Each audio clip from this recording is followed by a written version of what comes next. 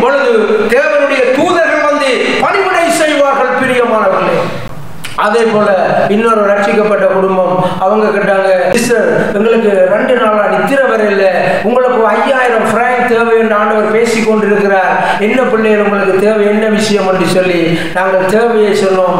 அவர்கள் பேங்கில் கடன் எடுத்து கொண்டு வந்து தந்துட்டு சொன்னார்கள், நீங்க பேங்குக்கு காசு கட்ட தேவையில்லை, எங்களுக்கு 20 பிராங்கோ 50 பிராங்கோ உங்களால் முடியுமானதை கட்டி எங்களுடைய அக்கௌண்ட்டுக்கு நீங்க அதை திருப்பி தாங்கன்னு சொல்லி நாங்கள் அப்படி செய்தோம். பிரியமானவர்களே, எப்பொழுதெல்லாம் நாங்கள் விழுந்து கிடக்கிறோமோ, எப்பொழுதெல்லாம் நாங்கள் தனக்கு விழுந்து உதவி செய்ய மனுஷர்கள் இல்லை என்று நினைக்கிறோமோ, அப்பொழுதெல்லாம் ஆண்டவர் தம்முடைய தூதர்களை அனுப்பி ஒரு கரத்தை கொடுத்து தூக்கி எடுக்க உண்மையுள்ளவராய் இருக்கிறார். ஆமென், ஆமென்.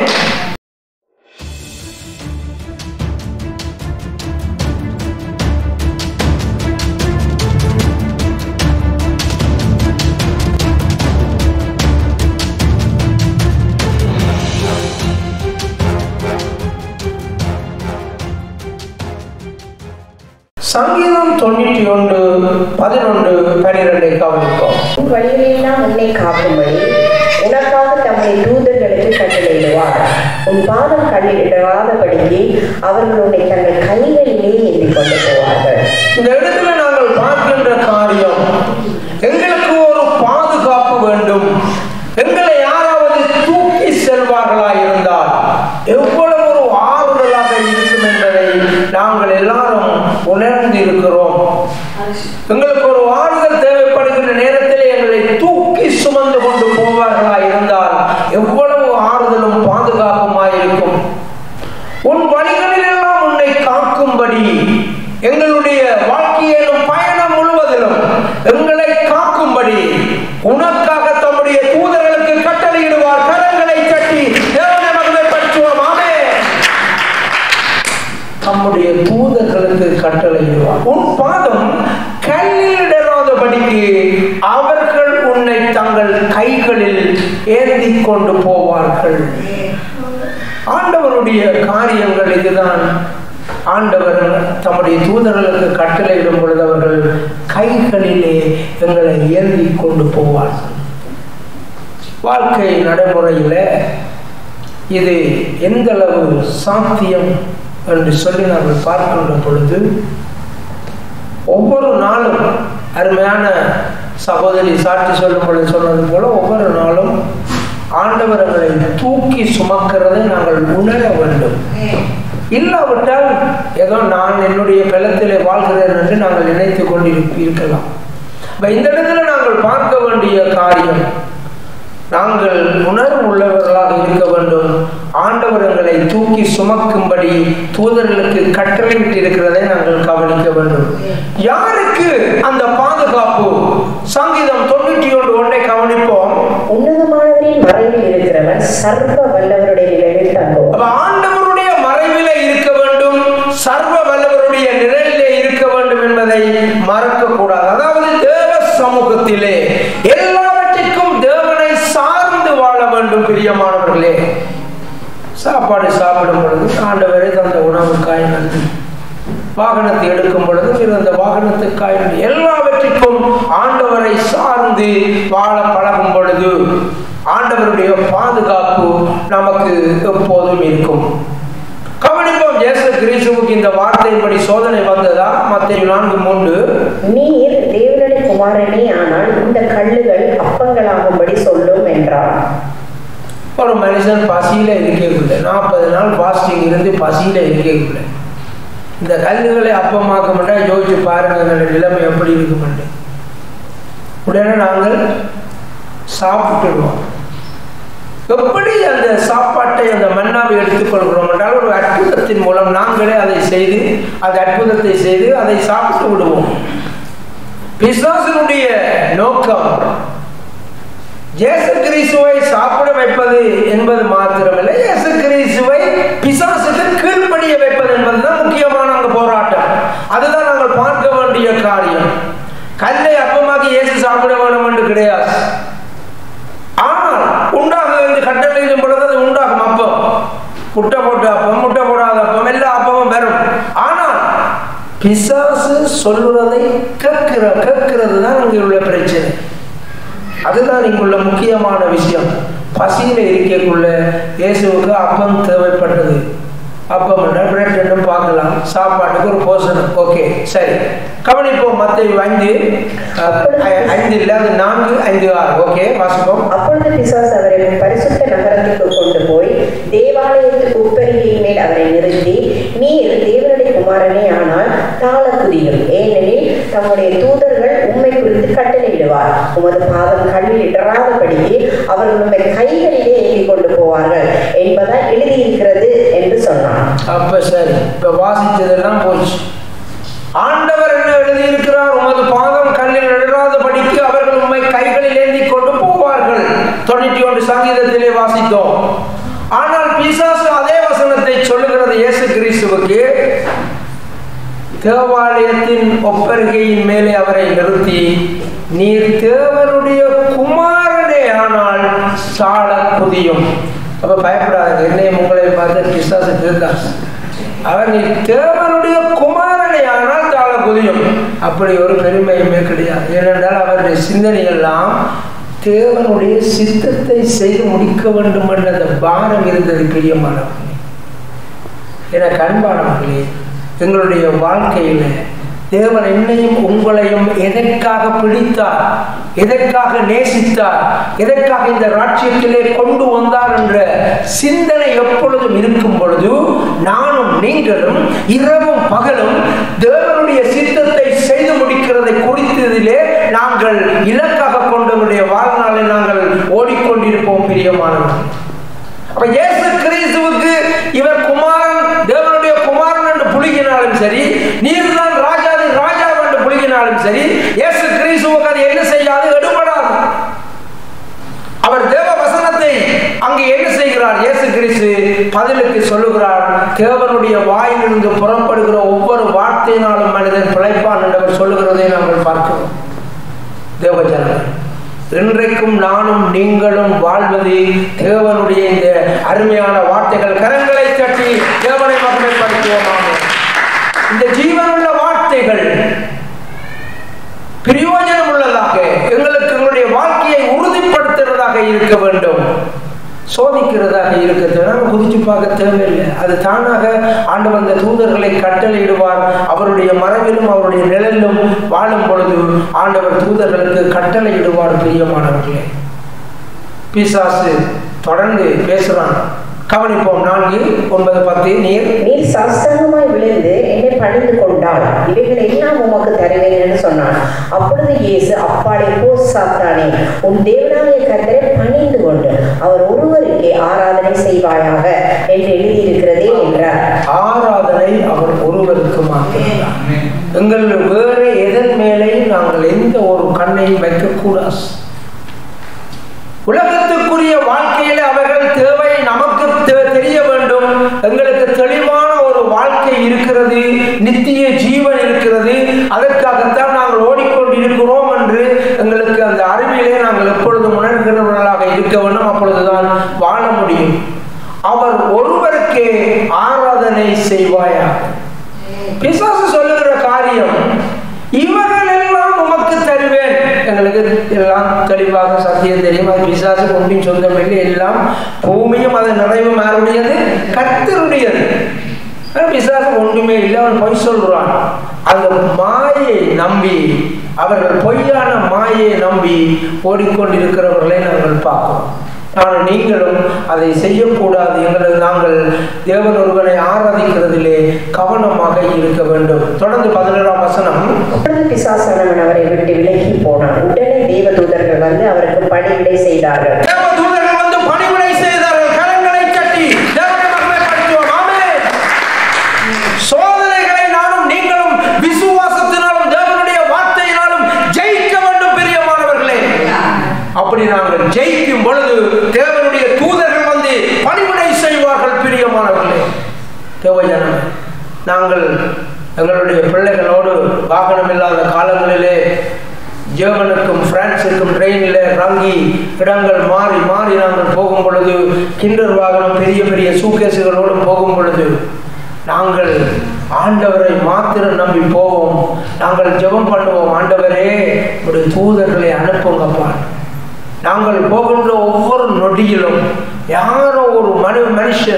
ஆண்டவர் அனுப்புவார். அந்த நொடியிலே எல்லாவற்றையும் தூக்கி சுமந்து எங்களை மேல்படியிலோ கீழேயோ ட்ரெயினுக்குள் எங்கேயோ ஏற்றி விடுவார்கள். ஒரு நிமிஷமும் தாமதிக்காதபடி அது நடந்து கொண்டார்கள். காவல் நிற்கிறது வேறு, யாராவது உதவி செய்ய வருவார்கள் இந்த நாட்டில் யாரும் செய்வார்கள். ஆனால் நாங்கள் ரங்கி அடுத்த ட்ரெயினுக்கு 5 நிமிஷத்துக்குள்ள ஓடணும் என்றைக்குள்ள ரங்கி எங்களோடு எல்லாம் ஓடி வந்து பல தடவை இந்த சம்பவங்கள் நடந்திருக்கிறது. எங்களுக்கெல்லாம் உணர்வாக அறிவு ரீதியாக தெளிவாக தெரியும். ஆண்டவர் எங்களுக்கு கிருபை செய்தார். இதே போல வாழ்நாளிலே நாங்கள் எப்பொழுதெல்லாம் விழுந்து கிடந்தோமோ, ஒரு ஒரு ஒரு முதலாளி, அவர் ரட்சிக்கப்படாத ஒரு வேறு மதத்தை சேர்ந்த ஒரு முதலாளி ஒரு நாள் வீட்டை வந்து பெல் அடிச்சார். தம்பி, எனக்கு 2 நாளா நித்திர வரையில, உங்களுக்கு ஒரு 3000 பிராங்க் காசு கொடுக்க வேணும் என்று சொல்லி எனக்கு நித்திர வருவதில்லை என்று சொல்லி சொன்னார். எங்களுக்கு அப்பொழுது 3000 பிராங்க் தேவைப்பட்டிருந்தது. நாங்கள் கர்த்தர்கிட்ட கூட சொல்லி நாங்கள் ஜெபிக்கல, ஆண்டவரே 3000 பிராங்க் எங்களுக்கு தேவை என்று. நாங்கள் அந்த பணத்தை வாங்கினோம். ஆனால் நாங்கள் ஒரு 6 மாசமோ 1 வருஷத்துக்குள்ள நாங்கள் அவர் வட்டி எடுக்கலாம். அந்த உதவிக்கு எங்களுக்கு தான் தந்ததுதான் நாங்கள் திருப்பி கொடுத்துட்டோம். கரங்களை தட்டி தேவனை மகிமைப்படுத்துவோமா? ஆமாம், ஏன்னா நாங்கள் ஆண்டவருடைய பிள்ளைகள், நாங்கள் திருப்பி கொடுத்துட்டோம். அதே போல இன்னொரு ரட்சிக்கப்பட்ட குடும்பம், அவங்க கேட்டாங்க, ரெஜினா கடிச்சு, சிஸ்டர் எங்களுக்கு 2 நாளா நித்திர வரையில, உங்களுக்கு 5000 பிராங்க் தேவை என்று ஆண்டவர் பேசி கொண்டிருக்கிறார்.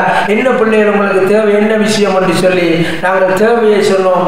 அவர்கள் பேங்க்ல கடன் எடுத்து கொண்டு வந்து தந்துட்டு சொன்னார்கள், நீங்க பேங்குக்கு காசு கட்ட தேவையில்லை, எங்களுக்கு 20 பிராங்கோ 50 பிராங்கோ உங்களால் முடியுமானதை கட்டி எங்களுடைய அக்கௌண்ட்டுக்கு நீங்க அதை திருப்பி தாங்கன்னு சொல்லி நாங்கள் அப்படி செய்தோம். பிரியமானவர்களே, எப்பொழுதெல்லாம் நாங்கள் விழுந்து கிடக்கிறோமோ, எப்பொழுதெல்லாம் நாங்கள் தடைக்கு விழுந்து உதவி செய்ய மனுஷர்கள் இல்லை என்று நினைக்கிறோமோ, அப்பொழுதெல்லாம் ஆண்டவர் தம்முடைய தூதர்களை அனுப்பி ஒரு கரத்தை கொடுத்து தூக்கி எடுக்க உண்மையுள்ளவராய் இருக்கிறார். ஆமென், ஆமென்.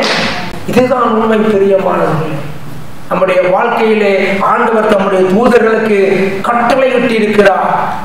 இயேசு கிறிஸ்துவுக்கு அந்த தூதர்கள் எல்லாம் உடனே வந்து பணிவிடை செய்ததற்கு காரணம், பிசாசுக்கு கீழ்ப்படியாதபடி, பிசாசோடு பேசாதபடி, அவனுக்கு தேவனுடைய வார்த்தையை வைத்து பதில் கொடுக்கும்படி. அவன் தேவனுடைய வார்த்தையை வைத்து பதில் கொடுத்த பொழுது இயேசுவும் மீண்டும் அதே வார்த்தையை கொண்டு அவனுக்கு பதில் கொடுத்து, தேவனுடைய வாயிலிருந்து புறப்படுகிற ஒவ்வொரு வார்த்தையினாலும் மனுஷன் உயிர் பிழைப்பான் என்று அவர் சொல்லி அவனுக்கு ஆண்டவர் இயேசு கிறிஸ்து பதில் கொடுத்து அவனோடு ஆண்டவர் தொடர்ந்து பேச விரும்பாதபடி இருந்த பொழுது அவர் ஓடி போகிறதை பார்க்கிறோம். பிரியமானவர்களே, உலகத்தினுடைய எவ்வளவோ இன்பங்களை, எவ்வளவோ நன்மைகளை அவன் காட்டி, நீ ஒரு தடவை என்னை விழுந்து வணங்கென்று சொன்னான். பாருங்களேன் தேவஜனமே, அதுதான் நம்முடைய வாழ்க்கையிலே ஒரே ஒரு வாய்ப்பு கிடைக்கும். இந்த ஒரு தடவை நீ என்னை விழுந்து வணங்கினால் இவ்வளவு பொன் கிடைக்கும், இவ்வளவு பொருள் கிடைக்கும், இந்த காரியம் கிடைக்கும் என்று சொல்லுவார்கள். ஒரு நாளும் எங்களுடைய ஆண்டவரை நானும் நீங்கள் விட்டுக் கொடுக்க கூடாது. பிரியமானவர்களே, அவர் ஜீவன் உள்ள தேவன். அவரை ஆராதிக்கும் பொழுது அவர் தூதர்களை அனுப்பி கொண்டே இருப்பார். லூக்கா 22, 42, 43, 44 கவனிப்போம். உமக்கு சித்தமானால் இந்த பாத்திரம் என்னை விட்டு நீங்கும்படி செய்யும், ஆயினும் என்னுடைய சித்தத்தின்படி அல்ல, உம்முடைய சித்தத்தின்படி ஆக கடவுள் என்று ஜெபம் பண்ணினார். அப்பொழுது வானத்தில் ஒரு தூதன் தோன்றி அவரை பலப்படுத்தினார். அவர் மிகவும் வியாகுலப்பட்டு அதிக ஊக்கத்தோடு ஜெபம் பண்ணினார். அவருடைய வேர்வை இரத்தத்தின் பெருந்துளிகளால் தரையிலே விழுந்தது. இயேசு கிறிஸ்துவுக்கு மாத்திரம் ஆண்டவர் தூதனை அனுப்புகிறவர் கிடையாது. நாங்கள் எவ்வளவு வியாகுலத்தோடு துக்கத்தோடு எங்களுடைய இரத்த குழாய்கள் வெடிக்கும் அளவுக்கு, அப்படி வெடிக்கிறதா இல்லையா? அக்கள் ஒரு வெடிப்பு ஆல் அவுட், நித்திரையிலே ஆல் அவுட், அல்லாவிட்டால் பிரயாணம் செய்யக்கோ சாப்பிடக்கோ எத்தனையோ பேருக்கு நடந்தது.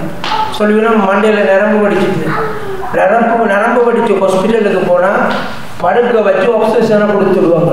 வடித்த நரம்பு அங்கே உடனே எல்லாம் தைக்கல. அது இயற்கையாக சிறிய குழாய்கள் வடித்தால் அப்படியே தானாக கட்டுப்படும், அவ்வளவுதான். பெரிய குழாய்கள் வடித்தால் ஆல் அவுட். அவங்களுக்கு தெரியும் எத்தனை மனத்தளத்தில் எத்தனை நாள்ல ஆல் அவுட். தேவஜனமே, எங்களுடைய நரம்புகள் வெடிக்கிற அளவுக்கு வேதனை துன்பம் இருந்தாலும் ஆண்டவர் தேவ தூதனை அனுப்பி பலப்படுத்தக்கூடியவர். கர்த்தராகிய இயேசு கிறிஸ்து ஆத்தும பாரத்தோடு தேவனுடைய சித்தத்தை குறித்து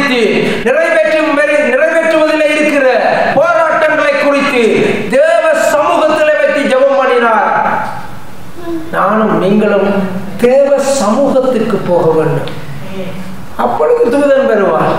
நாங்கள் பிரச்சனையை தூக்கி கொண்டு கார் எடுத்துக்கொண்டு ஆத்தங்கரையில் போயிருந்தோம் என்றால், ஒரு அமைதி கிடைக்கும் என்று போயிருந்தோம் என்றால், தேவ தூதனா வந்து நிற்போம்.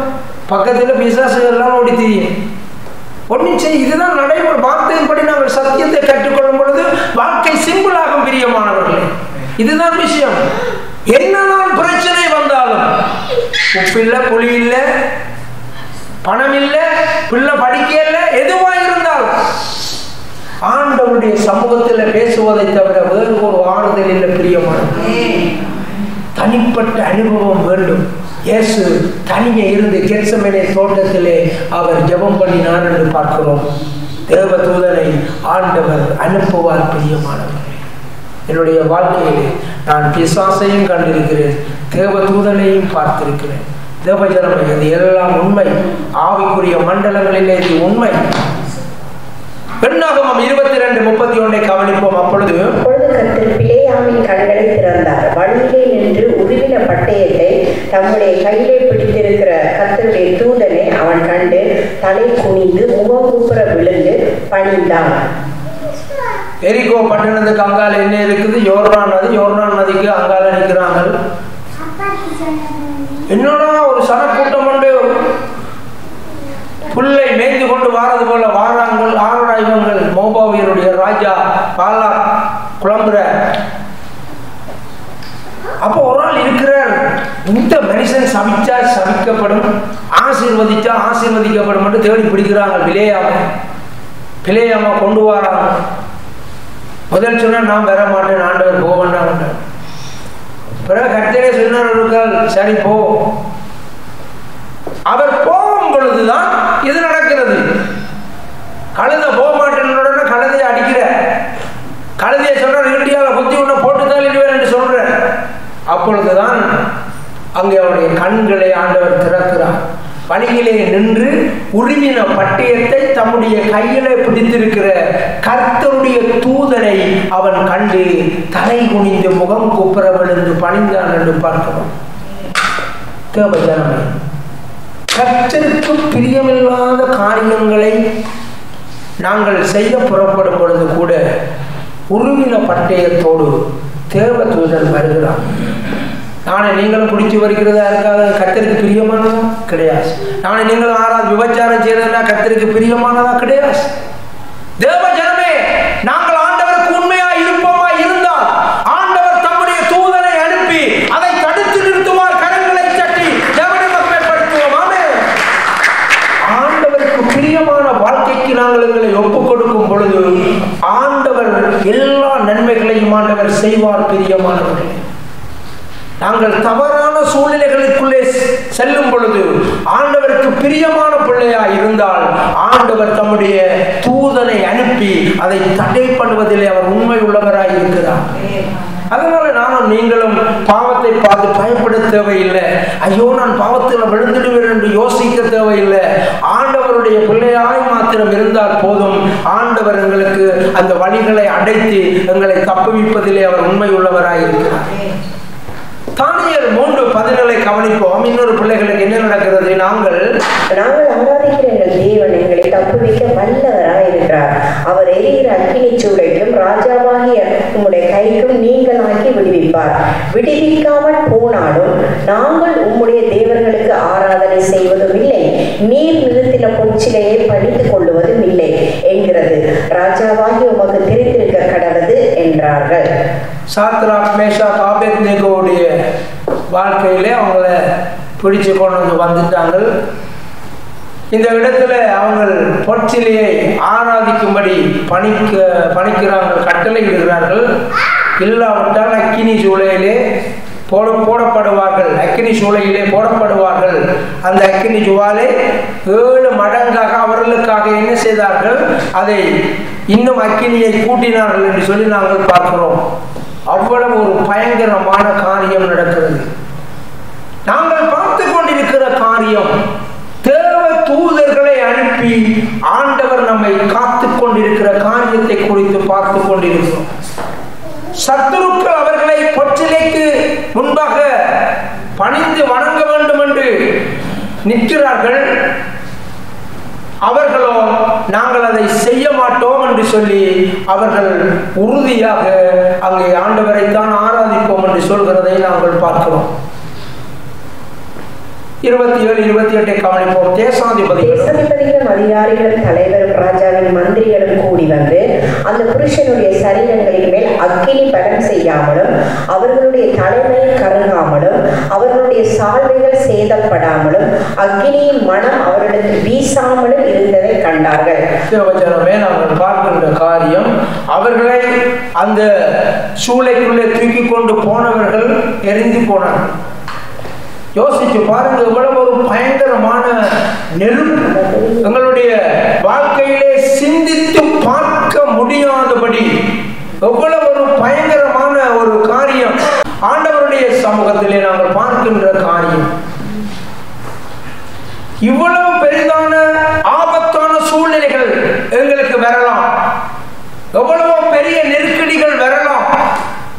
ஆனாலும் நாங்கள் மிக சாதாரணமாக எங்களை ஆண்டவர் தப்புவித்தாலும் சரி, தப்புவிக்காவிட்டாலும் சரி, நாங்கள் அவரையே சேவிப்போம் என்று சொன்ன இந்த பிள்ளைகளைப் போல நாங்கள் வாழ வேண்டும். பிரியமானவர்களே, 28ஆம் வசனம். அப்பொழுது நேபுகாத்நேச்சர் வசனித்து சாத்ராக், மேஷாக், ஆபேத்நேகோ என்பவர்களுடைய தேவனுக்கு ஸ்தோத்திரம், அவர்கள் தங்களுடைய தேவனை தவிர வேறொரு தேவனையும் சேவித்து பணியாமல் அவரையே நம்பி ராஜாவின் கட்டளையை தள்ளி தங்கள் சரீரங்களை ஒப்புக் கொடுத்ததினால் அவர் தமது தூதனை அனுப்பி தம்முடைய தாசரை விடுவித்தார். ஆமென். இந்த இடத்துல நாங்கள் பார்க்கின்ற காரியம், அவர்கள் தங்களுடைய தேவனை தவிர வேறொரு தேவனையும் சேவித்து பணியாமல் தேவஜனமே. இந்த இடத்துல நாங்கள் பார்க்கின்ற காரியம், அந்த பொற்சிலை அவர்கள் பணிந்து வணங்கி இருந்தால் அவர்கள் ஏற்கனவே கெட்டிக்கார பிள்ளைகளாக இருக்கிறார்கள். சாத்ராக், மேஷாக், ஆபேத்நேகோ அவர்களை சிறப்பான இடத்திலே வைத்திருக்கிறார்கள். இன்னும் அதை வணங்கிவிட்டால் அரண்மனையிலே அவர்கள் உயர்த்தப்படுவார்கள். ஆனால் இங்கு நாங்கள் பார்க்கின்ற காரியம், அவர்கள் உலகத்தினுடைய எந்த காரியங்களுக்கும் அவர்கள் விட்டுக் கொடுக்கவில்லை. அவர்கள் சாப்பாடு கூட பார்த்தீங்கள் தானே, அவர்கள் எதை பருப்பு முதலானவைகளை சாப்பிட்டார்கள், அரண்மனை உணவுகளை விரும்பவில்லை. தேவஜனமே, எங்களுக்கு ஒன்று வாழ்க்கை முறை இருக்கிறது. நாங்கள் ஜீவனுள்ள தேவனை ஆராதிப்பதற்காக நாங்கள் விசேஷமாக நாங்கள் அழைக்கப்பட்டு அப்படியான ஒரு வாழ்க்கையை வாழ்ந்து கொண்டிருக்கிறோம். அதைத்தான் அவர்கள் இங்கே அறிக்கை பண்ணுகிறார்கள். அவர்கள் தங்களுடைய தேவனை தவிர வேறொரு தேவனையும் சேவித்து பணியாமல் அவரையே நம்பி ராஜாவின் கட்டளையை தள்ளி, ராஜாவின் கட்டளையை தள்ளினாலே அவங்க என்ன சொன்னாங்க? அக்கினி சூளையிலே போடப்படுவீர்கள். தங்கள் சரீரங்களை ஒப்புக் கொடுத்ததினால் அவர் தமது தூதனை அனுப்பி தம்முடைய தாசரை விடுவித்தார். தேவஜனமே, ஒரு நாள் மார்ச் மாதம் 26ஆம் தேதி எனக்கு நீதிமன்றத்திலே வழக்கு எல்லா நியூஸ் பேப்பர்லையும் வந்திருக்கிறது. இன்று அவருக்கு தீர்ப்பு வருகிறது என்று நான் போன நிகமாற்றப்பட்டேன். அன்று அவர்கள் இன்னொரு டேட் தந்தார்கள். அது மாத்திரமல்ல, இவர் செய்த குற்றத்தை நீதிமன்றம் ஏற்றுக்கொள்கிறது என்று அறிவித்தார்கள். மிகுந்த துக்கத்தோடு நான் சிறைச்சாலையிலே வந்திருக்கிறேன். சிறையிலே சர்ச் நடத்தி கொண்டிருக்கிறவன். அதனாலே எல்லாரும் என்னை நக்கலும் கேலியும் பண்ணி கொண்டிருந்தார்கள்.